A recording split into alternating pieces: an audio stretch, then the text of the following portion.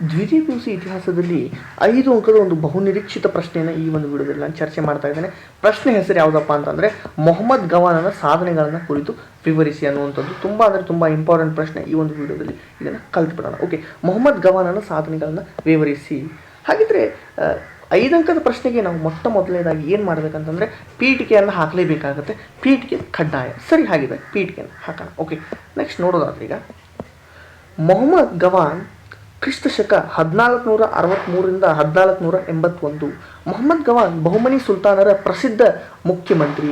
ಇವನು ಸಮರ್ಥ ಆಡಳಿತಗಾರನಾಗಿದ್ದ. ಪರ್ಷಿಯಾದ ಗವಾನ್ ಎಂಬಲ್ಲಿ ಜನಿಸ್ತಾನೆ. ಪೀಠಿಕಾ ಭಾಗವನ್ನು ಹೇಳ್ತಾ ಇದ್ದೀನಿ. ಅದಾದ ನಂತರ ಭಾರತಕ್ಕೆ ವ್ಯಾಪಾರಕ್ಕಾಗಿ ಬಂದಿರತಕ್ಕಂಥವನು ಇವನು 3ನೇ ಮೊಹಮ್ಮದ್ ಶಾನ ಮಂತ್ರಿಯಾಗಿ ನೇಮಕ ಆಗ್ತಾನೆ. ನೋಡಿ, ಇನ್ನೊಂದು ಸಲ ಹೇಳ್ತೀನಿ. ಮೊಹಮ್ಮದ್ ಗವಾನ್ ಬಹುಮನಿ ಸುಲ್ತಾನರ ಪ್ರಸಿದ್ಧ ಮುಖ್ಯಮಂತ್ರಿ ಇವನು, ಆಯಿತಾ. ಸಮರ್ಥ ಆಡಳಿತಗಾರನಾಗಿದ್ದ. ಪರ್ಷಿಯಾದ ಗವಾನ್ ಎಂಬಲ್ಲಿ ಜನಿಸ್ತಾನೆ. ಭಾರತಕ್ಕೆ ವ್ಯಾಪಾರಕ್ಕಂತ ಬಂದಿದ್ದ. 3ನೇ ಮೊಹಮ್ಮದ್ ಶಾನ ಮುಖ್ಯಮಂತ್ರಿಯಾಗಿ ನೇಮಕ ಆಗ್ತಾನೆ. ಇಷ್ಟಂತ ಗೊತ್ತಾಯ್ತಾ? ಸರಿಯಾಗಿ ನೆಕ್ಸ್ಟ್ ನೋಡೋಣ.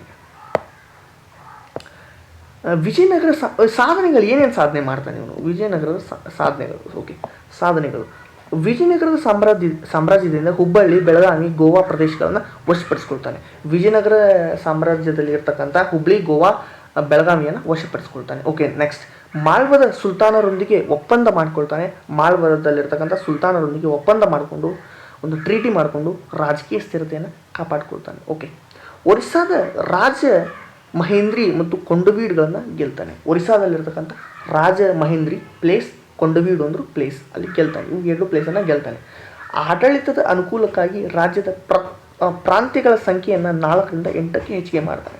ಅಂದರೆ ಏನು, ಆ ಒಂದು ರಾಜ್ಯದಲ್ಲಿ ಪ್ರಾಂತ್ಯಗಳ ಜಾಸ್ತಿ ಆದರೆ ಅಧಿಕಾರಕ್ಕೆ ಅನುಕೂಲ ಆಗುತ್ತೆ ಅನ್ನುವಂಥ ಒಂದು ದೂರದೃಷ್ಟಿಯಿಂದ 4 ಮೊದಲು 8 ಮಾಡ್ತಾನೆ. ಅವುಗಳನ್ನು ತರಫ್ಗಳಂತ ಕರೀತಾನೆ. ಏನು ಪ್ರಾಂತ್ಯಗಳಿದ್ವಲ್ಲ ಅವುಗಳನ್ನು ತರಫ್ ಅಂತ ಕರೀತಾರೆ. ಭೂಮಿಯನ್ನು ಅಳತೆ ಮಾಡಿ ಕಂದಾಯ ನಿಗದಿಪಡಿಸಲಾಯಿತು.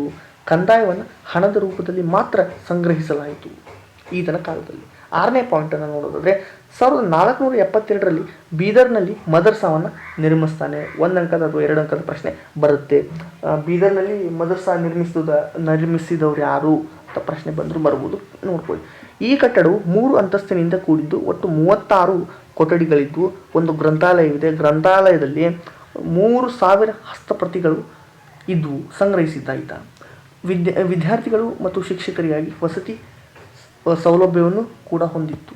ನೆಕ್ಸ್ಟ್ ತತ್ವಶಾಸ್ತ್ರ, ಧರ್ಮಶಾಸ್ತ್ರ, ವಿಜ್ಞಾನ ಪ್ರಮುಖ ಬೋಧನಾ ವಿಷಯಗಳಾಗಿದ್ವು. ಪರ್ಷಿಯನ್, ಅರೇಬಿಕ್, ಉರ್ದು ಭಾಷೆಗಳು ಶಿಕ್ಷಣದ ಮಾಧ್ಯಮವಾಗಿತ್ತು. ಮೊಹಮ್ಮದ್ ಗವಾನ ಒಬ್ಬ ವಿದ್ವಾಂಸನಾಗಿದ್ದ. ಪರ್ಷಿಯನ್ ಭಾಷೆಯಲ್ಲಿ ರಿಯಾಜ್ ಉಲ್ ಇನ್ಸಾ, ಮಂಜಿರ್ ಉಲ್ ಇನ್ಸಾ ಎಂಬ ಕೃತಿಗಳನ್ನು ರಚಿಸಿದ್ದಾನೆ. ಗವಾನನು ಕಲಾಲಿಪಿಕಾರನಾಗಿದ್ದನು. ನೆಕ್ಸ್ಟ್ ಕೊನೆಯದಾಗಿ ಉಪಸಂಹಾರವನ್ನು ನೋಡೋದಾದರೆ ಗವಾನನ ಪ್ರಗತಿಯನ್ನು ಸಹಿಸದ ಸ್ಥಳೀಯ ಮುಸಲ್ಮಾನ್ ನಾಯಕರು ಅವನ ವಿರುದ್ಧ ಮಿಥ್ಯಾರೋಪ ಮಾಡಿದರು, ಅಂದರೆ ಸುಳ್ಳು ಆರೋಪ ಮಾಡಿದರು.